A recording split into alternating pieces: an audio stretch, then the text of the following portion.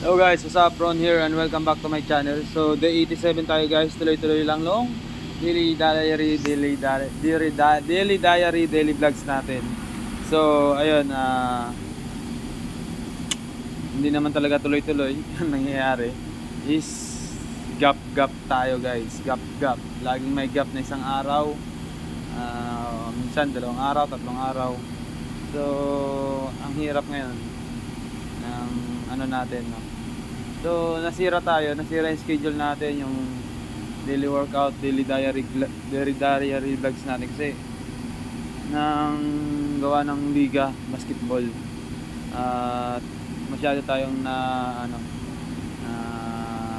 focus dito sa paglalaro ng basketball. At hindi na natin na bibigyan ng oras yung ganitong dapat na pag-upload ng video. So nakalimutan ko na naman gumawa sa dorm sa bahay. So dito ko na ginawa sa labas. So ito 'yan guys. Yung ang nangyari tuwing Sabado Linggo, hindi tayo nakapagbasa na rin ng Bible, hindi na rin tayo nakapagbasa kasi yung oras natin nandun lahat sa paglalaro ng basketball. So yun lang.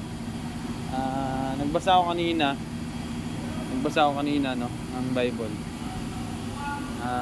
Actually yung turo nga ni Jesus, ni Papa Jesus, turo niya is hindi ka makakapaglagay ng bagong alak sa lumang lalagyan.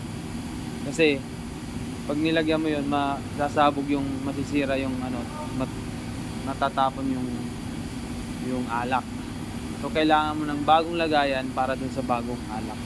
So ang ibig sabihin nun guys, sa buhay natin is dapat bagong habits, bagong kung gusto mo magbago yung buhay mo, kailangan baguhin mo lahat yung isip mo.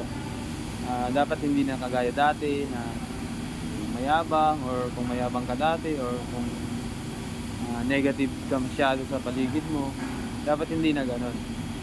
So yung mind natin dapat i-empty na natin, tapos pupunan natin siya ng panibagong thoughts, mga panibagong kalaman na makakatulong sa atin sa pag-unlad at upang lumago tayo sa buhay. So yun lang, that's it for today's video guys. Yun lang yung may share ko ngayon. So ayun, naglaro tayo kahapon ng isang araw, although puro talo, pero hindi pa kasi ito yung time talaga na dapat sasali ako sa liga basketball. Actually next year pa sana yung plano ko talaga, kaya lang dumating naman tong pagkakataon na to. Sige, parang practice lang, masubukan lang yung lakas ko kasi naggagawa ako ng daily routine, pagpa-vlogs, yung pagja-jogging, workout. So ayun, so, parang napatunayan ko lang na hindi pa sapat yung lahat ng ginagawa ko. Hindi pa tayo ganun ka sipag at hindi pa tayo ganun ka tibay sa pagdating sa laro. So kulang pa. Siguro kung i-ano ko siya, nasa 20% pa lang. Nasa 20% pa lang tayo. So ako talagang committed ako dito sa sa mga ginawa kong plano para sa sarili ko, self improvement. Committed talaga ako dito guys. Medyo hindi lang tayo na yung oras natin, hindi lang natin na ma-manage na maayos.